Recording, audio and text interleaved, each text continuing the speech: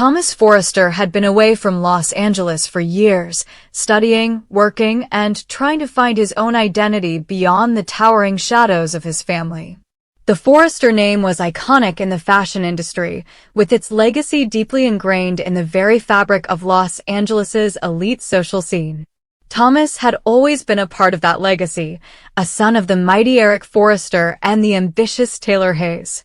Yet, during his time away, something shifted in the world he once knew. His absence left gaps that his family filled with their own ambitions, dramas, and evolving power structures. As the years passed, Thomas had found clarity and purpose in his time abroad, but now, returning home, he felt like an outsider in his own family. The Forrester family had gone through many changes. Eric was still at the helm of Forrester Creations, but the company was no longer the empire it once was. His children, Steffy, Ridge, and Thomas, had grown, and with this maturity, new conflicts began to surface. Steffy, who had once been a carefree and loving sibling, had blossomed into a sharp businesswoman, determined to prove her worth beyond being a daughter of the famous Forrester legacy. She had earned her place at the company through her own merit and was often seen as the face of the brand, particularly after her father's frequent absences. But the once harmonious relationship between Steffy and Thomas was now strained. Their sibling bond had been tested by years of competition, misunderstandings, and betrayals. The dynamic between them had soured, as Thomas's reckless ambitions and his desire for power collided with Steffy's own growing desire for control. While Steffy had worked tirelessly to hold her position, Thomas had returned to Los Angeles with his own agenda. One that would put him directly in conflict with Steffy's vision for the company. Upon his return, Thomas wasted no time in assessing the shifting landscape of Forrester Creations. He realized that, despite his absence, the family business was still vulnerable. Eric, though respected, was growing older and had increasingly relied on others to help run the company. Ridge, once a key player in the company's operations, had divided his attention between Forrester and his personal life, often caught in the tangled web of his marriages and extramarital affairs. The absence of strong leadership from Eric and Ridge left a void that Thomas was determined to fill. He believed that the Forrester legacy needed a true visionary to steer the ship, and he was ready to seize that role. But Thomas wasn't simply looking to restore his place within the company. He wanted to dominate it. With Steffy having carved out her own empire within the family business, Thomas knew that in order to take control, he had to play his cards strategically. He began by exploiting the tensions between his family members, planting seeds of doubt and distrust. His primary target was his sister Steffy, whose position at Forrester was secure, but not unassailable. Thomas knew her vulnerabilities, particularly when it came to her fierce loyalty to the company and her intense desire to protect her family's legacy. Using his charisma and cunning, Thomas began to worm his way back into Steffy's good graces, playing the role of the loving brother while secretly undermining her authority.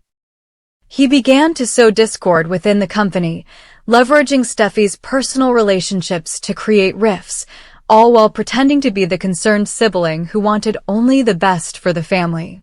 Meanwhile, Ridge, his father Eric, and other members of the Forrester board were beginning to notice Thomas's increasingly ambitious behavior. His charm and cunning had made him an effective manipulator, but many were wary of his motives. Though Thomas had always been a talented designer, his aggressive approach to business had always raised eyebrows. His tendency to cut corners and exploit weaknesses was well known within the family, and many wondered if his return signaled the beginning of a larger, more dangerous play for power. Eric, in particular, had always been protective of his children, but he could see the dangerous potential in Thomas's newfound ambition. While Thomas's return had sparked excitement in some quarters, others within the family, including Ridge and Steffy, were beginning to question whether his actions were motivated by love or sheer greed. Thomas was determined to take advantage of the fractures within the family. He had always been a master of manipulation, able to read people and exploit their weaknesses. He played on Steffi's insecurities, reminding her of the times when she had felt overshadowed by her brother's more flamboyant personality. He subtly undermined her confidence, suggesting that perhaps she wasn't as essential to the company's future as she thought.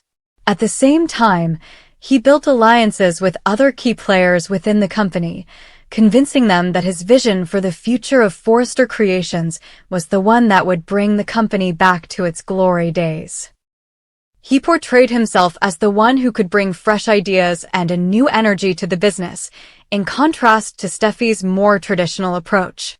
The battle for control of Forrester Creations reached a boiling point when Thomas, using his manipulative tactics, managed to turn the tables on Steffi.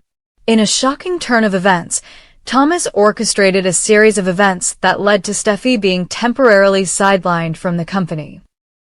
He framed her for a business blunder that she had not committed and used his newfound alliances within the company to push her out.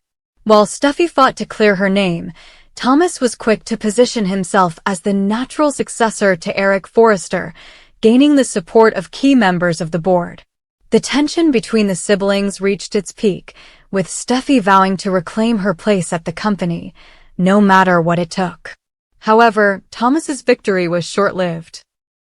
As Steffi fought to regain control, the emotional and psychological toll of their rivalry began to take its toll on both siblings. The conflict between them became not just about business, but about family, loyalty, and personal betrayal. In a series of intense confrontations, Thomas and Steffi clashed, each fighting for what they believed was their rightful place in the family and the company. The battle between love and power intensified, and both siblings realized that the stakes were higher than they had ever imagined. What had started as a business rivalry had morphed into a war for dominance, one that threatened to tear their family apart. In the end, Thomas found himself at a crossroads. His ambition had driven him to take ruthless actions, but the cost was high. The family he had tried to manipulate was slipping away from him, and the relationships he had once held dear were now fractured beyond repair.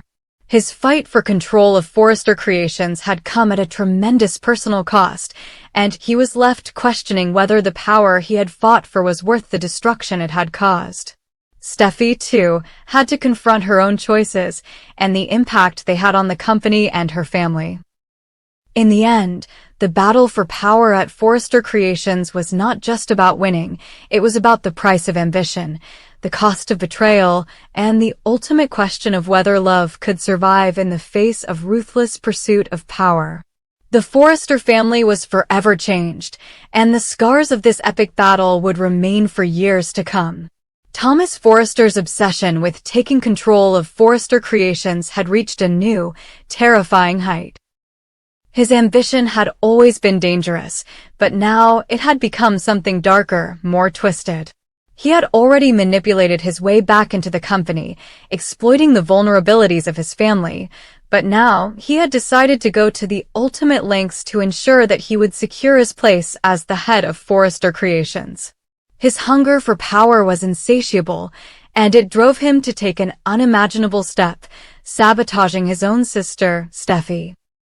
For years, Thomas had been envious of Steffi's success, her position within the company, and the attention she received from their father, Eric.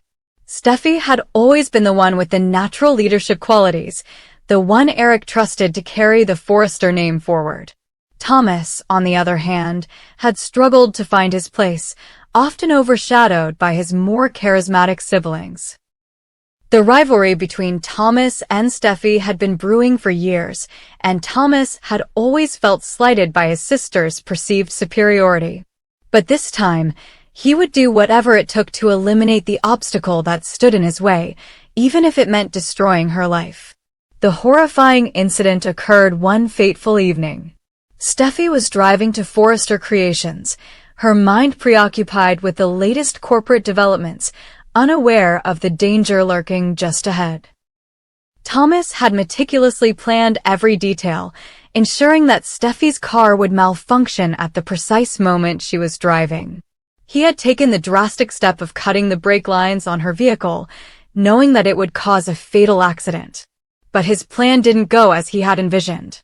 Instead of ending Steffy's life, the crash left her in a coma, a mere shell of the vibrant woman she had once been. The entire Forrester family was thrown into chaos as Steffy was rushed to the hospital, and doctors struggled to stabilize her.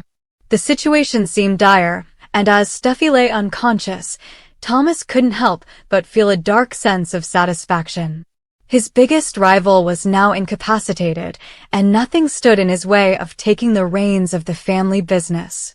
Eric, devastated by the news of Steffy's accident, was forced to confront a harsh reality. His daughter, the one he had relied on to lead Forrester Creations, might never be able to take charge again. As Steffy's condition remained uncertain, Eric faced mounting pressure from the board to make a decision about the future of the company. Unable to wait for Steffy to recover, and realizing that the company needed strong leadership to survive, Eric made the painful decision to hand over control of Forrester Creations to Thomas. This was everything Thomas had ever wanted, but it came at a devastating cost. His sister was now a lifeless figure, her future uncertain, and he was left to navigate the company in her absence. Despite the outward appearance of a successful takeover, Thomas couldn't shake the growing sense of guilt that gnawed at him. He knew deep down that he was responsible for Steffy's condition, though he had managed to mask his involvement. He had done everything he could to make it look like an accident, covering his tracks and distancing himself from any suspicion. But there were moments when he found himself haunted by the thought that his actions had gone too far. Yet, the lure of power was far too intoxicating for him to turn back now. With Steffy in a coma and Eric reluctantly passing the torch to him, Thomas had achieved his ultimate goal. However, something was amiss. Steffy, in her comatose state, seemed to know the truth. Her instincts, though dulled by her condition, still hinted at the betrayal that had been committed against her. She couldn't speak, couldn't communicate what she knew, but there were subtle signs that she was aware of the dark hand that had pushed her into this fate. The way her eyes would dart around when certain people entered her room, the way her body would react to specific voices. It was clear that Steffy was conscious in some way, trapped inside her own mind. She couldn't accuse Thomas directly, but it was as if her soul knew that her brother was the one who had caused her suffering. There were whispers among the staff, and some even believed that Steffy was trying to convey something to them.